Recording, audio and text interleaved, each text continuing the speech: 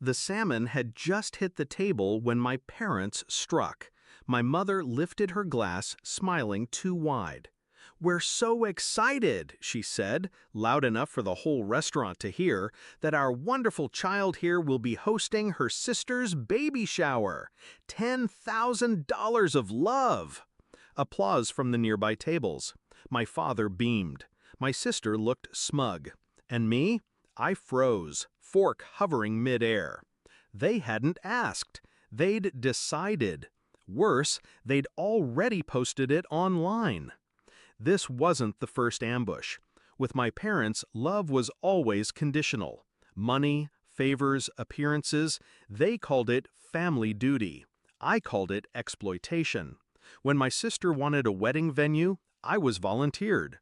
When Dad's car broke down, I was happy to help. And every time, I swallowed the humiliation, because that's what children do. But children grow up, and children remember. I found out about the post hours before dinner. A friend sent me a screenshot. My parents standing beside my pregnant sister, captioned, "So proud our eldest will be funding a $10,000 shower for her baby sister, a true role model." The comments poured in. "She's amazing. What a generous sister. They're lucky to have her." Generous? They hadn't even asked me. It wasn't generosity, it was theft. I said nothing. I dressed for dinner, sat at the table, and waited for the performance. In the past, I would have caved, nodded, smiled, written the check while resentment ate me alive. But not anymore. This time, I had something stronger than anger. I had clarity. And clarity is lethal. I didn't need lawyers or revenge plots. I needed precision. One moment, one cut, deep and clean. So I waited for them to play their hand. I let them raise their glasses, call me generous, bask in the glow of their manipulation. And when the waiter set down the salmon, glistening and perfect, I leaned back in my chair and made my move. The execution. I raised my hand. "Excuse me," I said, catching the waiter before he could leave. "There's been a mistake." My parents turned, confused. I kept my eyes on the waiter. "Can you do me a favor? Please remove their meals. They won't be staying." A hush fell over the table. The waiter blanked. My father's jaw dropped. My mother's smile curdled. "What are you doing?" she hissed. I finally looked at her. Calm, even, deadly. "You posted online that I'd spend $10,000 on a party. You never asked me. You never gave me a choice. You tried to buy my silence with public shame." I set my fork against the salmon. "Well, this is my choice."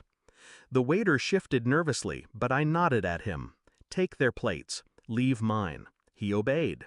3 dishes vanished from the table. Only my salmon remained.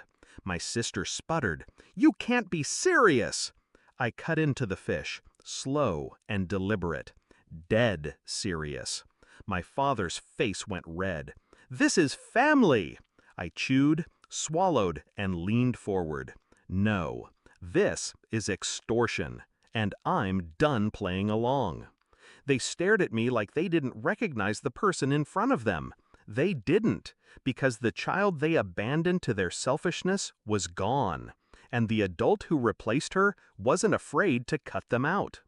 The restaurant buzzed with whispers. My parents, humiliated, scrambled to collect their things. My sister hissed something about betrayal, irony dripping from her voice. I didn't flinch. I didn't follow. I ate. Every bite of salmon was freedom. Every scrape of my fork was revenge. When the check came, I paid only for myself.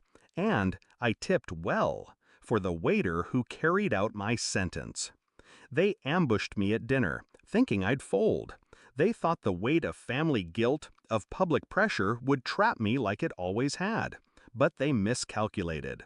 I no longer feared their disapproval. I no longer needed their love. They wanted me to host a $10,000 baby shower. Instead, I hosted their downfall in front of strangers, and I enjoyed every mouthful. because the truth is simple. They can post whatever lies they want, but only I decide the cost. And that night, the only thing I paid for was salmon.